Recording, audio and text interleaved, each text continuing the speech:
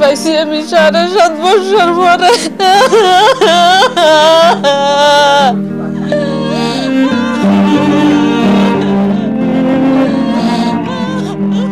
জনম দুঃখী মায়ের এমন আহাজারি নিজ গর্ভে বেড়ে ওঠা শিশুকে হারিয়ে, জন্মের পর যাকে একটিবারের জন্য ছুঁয়েও দেখতে পারেননি হতভাগা মা। আসসালামু আলাইকুম। তো আজকে ফেসবুকে একটা ঘটনা দেখলাম, তো দেখার পর ভাবলাম যে বিষয়টা আপনাদের সাথে শেয়ার করি। 7 বছরের একটা বাচ্চা 7 বছর পরে মা জানতে পারে তার সন্তান বেঁচে আছে।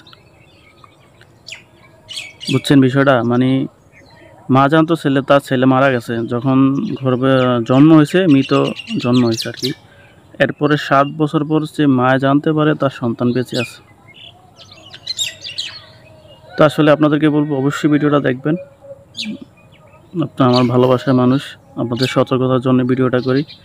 তো আসলে আমি কখনো বলি না আমার ভিডিওটা শেয়ার করেন, তো অবশ্যই ভিডিওটা শেয়ার করবেন এবং শেষ পর্যন্ত দেখবেন।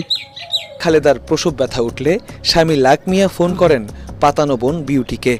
সাথে সাথে খালেদাকে রাজধানীর একটি ক্লিনিকে নিয়ে যান বিউটি। এর পরের ঘটনা অনেকটা লোমহর্ষক। ফোনতে কইতেছে যে দুলাভাই বাচ্চা তো প্রায় অনেক আগে ফেরো মারা গেছে, অনেক আফার তো অবস্থা ভালো না, বাচ্চাকে তো এটা কাটতে বার করতে হইব। অনেক কি আফারে বাঁচাইতাম না কি করতাম? আমি চাই আচ্ছা তোমার আফারে বাঁচাও। তো আসলে ভিডিওটা দেখে আমি একবারে নিস্তব্ধ হয়ে গেছিলাম যে এটা কিভাবে সম্ভব।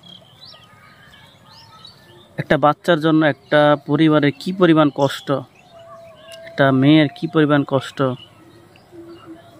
এরপরে যদি তার সন্তানটাকে এইভাবে হারাতে হয়। তো আসলে আমাদের সবারই উচিত এই ধরনের রোগীগুলো নেওয়ার আগে অবশ্যই জানা দরকার যে আসলে আমরা কি মানুষের কাছে নিতেছি নাকি অমানুষের কাছে নিতেছি।